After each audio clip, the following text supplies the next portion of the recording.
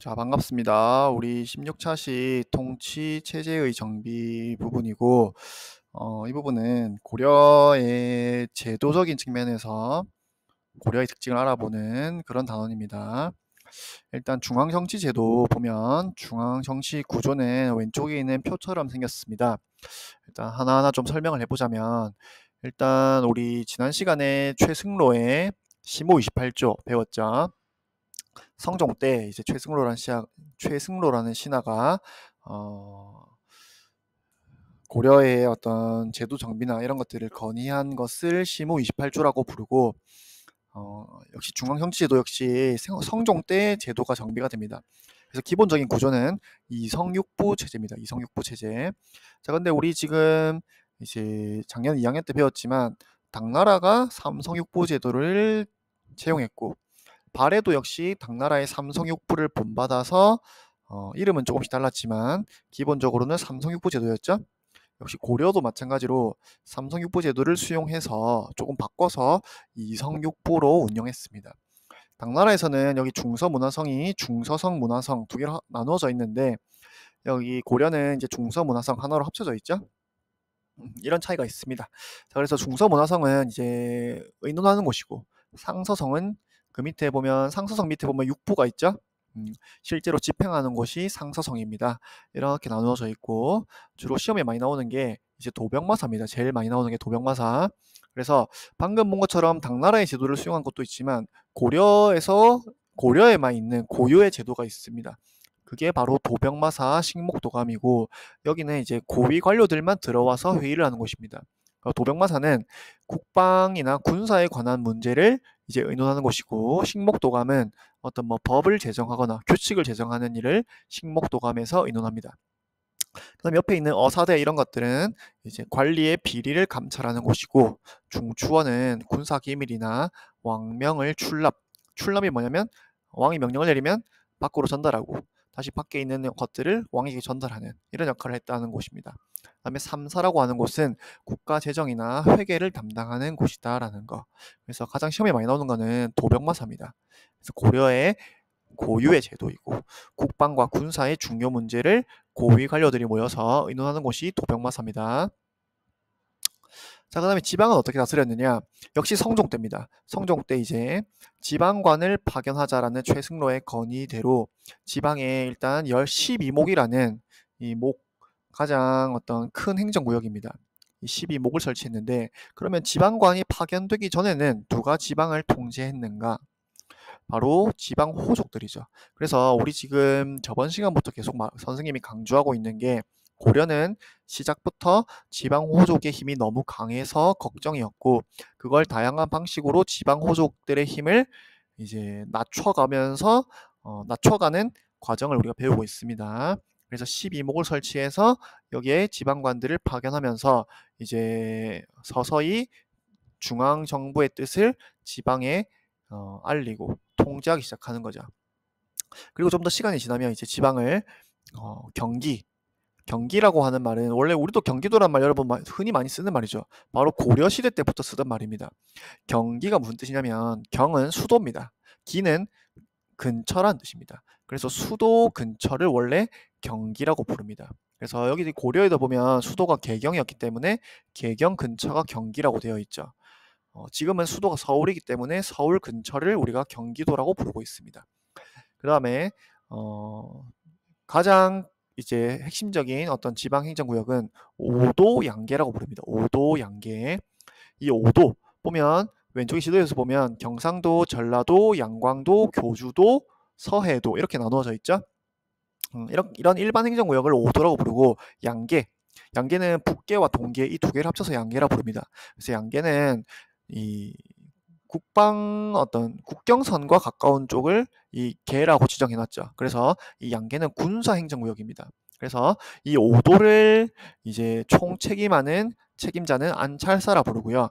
양계를 책임지는 사람은 병마사라고 부릅니다. 그래서 안찰사, 병마사가 파견되어서 이제 지방을 통제하는 거죠. 여러분, 경상도, 전라도가 바로 이 고려시대 때부터 쓰던 행정구역입니다. 여러분, 경상도라는 지역이 왜 이름이 경상도인지 혹시 알고 있나요? 이 경상도라는 이름을 붙인 이유는 이 지역에서 가장 큰 도시 두 개의 이름을 따서 붙인 겁니다. 그래서 경상도라고 하는 곳은 경주와 상주의 앞글자를 따서 경상도입니다. 그럼 여러분 전라도는 뭘까? 전주와 나주의 이름을 따서 이제 전라도라고 부르는 겁니다. 여기 보면 양광도라고 나오죠? 지금은 없습니다. 양광도 역시 보면 여기 12목 중에 양주와 광주가 있죠. 그래서 양광도라고 이제 이름을 따서 부른 것 같고, 교주도는 선생님 잘 모르겠습니다. 선생님 잘 모르겠고.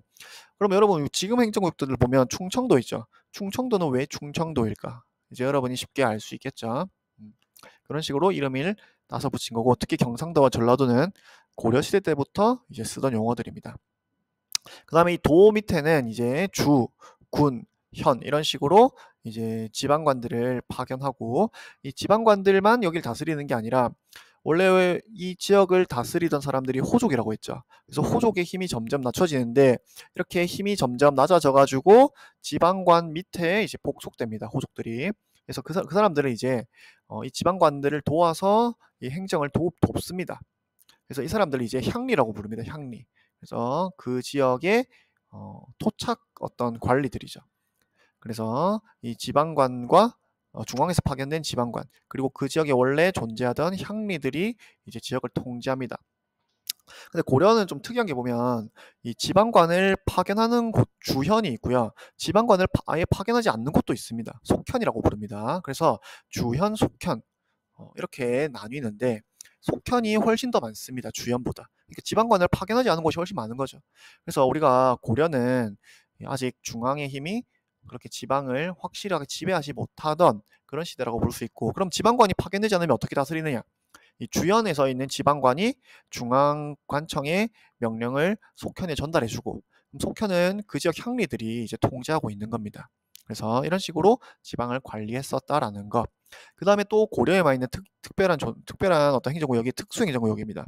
그래서 향, 부곡, 소라고 부르는 이런 좀 특수한 행정구역이 있습니다. 여기는 이제 일반 행정지역보다 훨씬 더 세금을 많이 부담하고 국가에서 정해주는 물건까지 납부해야 됩니다. 그래서 굉장히 좀 차별 대우를 받던 곳이고, 아마 이 고려가 성립될 때 끝까지 저항하던 어떤 지역들, 그런 지역들은 이제 일반 주군현이 아니라 이렇게 향, 부곡, 소로 편성해서 좀 더 책임을 물렸던 것 같습니다. 그리고 막 일반 주군현 중에서도 막 반란이 일어나면 이제 향이나 부곡이나 소로 떨어지기도 합니다. 그리고 향, 부곡, 소에서 이 주민들이 어떤 공을 세우면 일반 주군현으로 올려주기도 하고, 그래서 이런 좀 특수행정구역이 있었다라는 거. 그 다음에 군사제도. 중앙에 있는 군대는 2군 6위로 나누어져 있어서 왕을 호위하거나 수도를 경비했다라고 알려져 있고, 지방에는 주현군, 일반 아까 5도가 일반 행정구역이라고 했죠? 이 5도를 방어하는 게 주현군이고, 양계를 방어하는 군대는 주진군이라고 이름을 불렀습니다. 그 다음에 교육제도를 보면 이제 역시 성종 때 수도에 이제 최고 교육기관인 국자감이 설치되었고, 역시 유교를 가르치던 곳입니다. 그래서 이 국자감이 나중에 고려 말이 되면 성균관으로 이름을 바뀌는데, 이 성균관 이름은 여러분이 좀 익숙하죠? 성균관 대학교라는 그 대학교 이름이 바로 여기서 나온 겁니다. 성균관이라는 고려시대 유학교육기관. 그 다음에 지방에는 향교라는 걸 설치해서 지방에도 역시 유교를 강조했었다라는 거.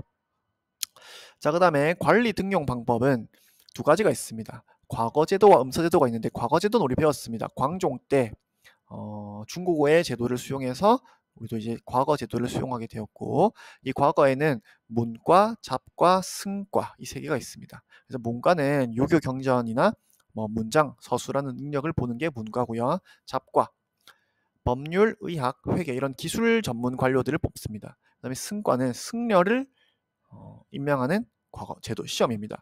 그 특이하게 무과는 시행되지 않죠. 이 고려 시대에는 이 무인들을 굉장히 천시합니다. 그래서 무를 담당하는 관리들은 따로 뽑지 않습니다. 그래서 여러분이 잘 아는 고려 장군들은 대부분 다 실제로는 이 문과 시험을 쳐서 된 문신들이 군대를 끌고 나가서 세운 겁니다. 뭐 강감찬 장군이라든지 이런 사람들 다 원래는 문신들입니다. 그다음에 음서 굉장히 특이한 제도인데 이 5품 이상의 관료의 자손은 시험을 치지 않고 관료를 임명해 줍니다. 굉장히 좀 기분 나쁜 제도죠. 자, 그래서 이거는 약간 조상의 후광을 거쳐야 이제 관료가 되는 겁니다. 그런데 고려 후기로 갈수록 점점 과거를 더 중요시 여기는 분위기가 형성되어 있었다라고 하고,